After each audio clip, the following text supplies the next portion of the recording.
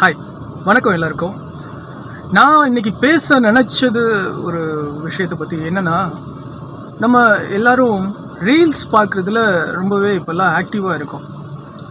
எந்த மாதிரி ரீல்ஸ் வந்தாலும் நம்ம பார்த்துக்கிட்டே இருக்கோம். அதுவும் ஏதாவது ஒரு டான்ஸு, கப்புள்ஸ் டான்ஸு, இல்லை கொஞ்சம் கிளாமராக டான்ஸு, இந்த மாதிரினா அதிகமாக நம்ம டைம் ஸ்பெண்ட் பண்ணி ரீல்ஸ் பார்க்குறோம்.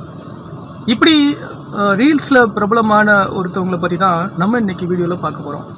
அது யார் அப்படின்னா, நம்ம எல்லாருக்கும் ரொம்ப பிரசித்தமான ஒருத்தவங்க தான்.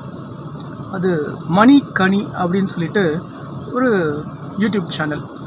இந்த சேனலில் பார்த்தீங்கன்னா ஏகப்பட்ட டான்ஸ், ஹஸ்பண்ட் அண்ட் ஒய்ஃபாக சேர்ந்து அவங்க டான்ஸ் போடுவாங்க. ஒரு காமெடி ஃபன்னாக அவங்க ஒரு ரீல்ஸ் மேக் பண்ணி போடுவாங்க. இப்படி தான் இவங்களுடைய ரீல்ஸோட துவக்கம் இருந்தது. போக போக இவங்களுடைய ஹஸ்பண்ட் அண்ட் ஒய்ஃப் அவங்களுக்கிடையே இருக்கக்கூடிய அந்த ஒரு ரிலேஷன்ஷிப்பை பார்த்து வியந்து, அவங்களுடைய டேலண்ட்ஸை பார்த்து நிறைய ஃபாலோவர்ஸ் அவங்களுக்கு பின்னாடி வந்தாங்க. சரி, இதை பற்றி என்ன ஜெயரஸ் அப்படின்னு கேட்க வரீங்களா?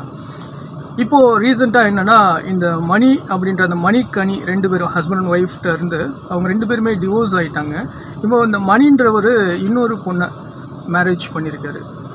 இந்த கனின்றவங்க இன்னொருத்தரோட சேர்ந்து அவங்க டான்ஸ் பண்ண அந்த மாதிரி அவங்களுடைய சேனலை புதுசாக அவங்க க்ரியேட் பண்ணி நடத்திக்கிட்டு இருக்காங்க.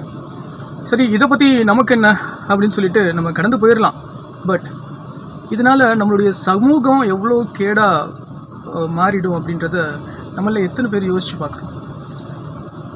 நல்லா ஹஸ்பண்ட் அண்ட் ஒய்ஃபாக சேர்ந்து தானே வீடியோ போடுறாங்க அப்படின்னு சொல்லிட்டு ஆர்வமாக பார்த்து அந்த ஃபாலோவர்ஸே இப்போது 2 செட்டாக பிரிய நேரிடும். மணி அப்படின்றவங்களுக்கு ஒரு ஃபாலோவர்ஸும், கனி அப்படின்றவங்களுக்கு ஒரு ஃபாலோவர்ஸுமா 2 செட் ஆஃப் ஃபாலோவர்ஸ் க்ரியேட் ஆகும். 2 பேரும் இணைந்திருந்ததுனால தான் ஃபாலோவர்ஸ் வந்தாங்க. இப்போ 2 பேரும் பிரிஞ்சு வேறு ஜோடி கூட சேர்ந்து டான்ஸ் பண்ண, ரீல்ஸ் போட, இந்த மாதிரி இருக்காங்க.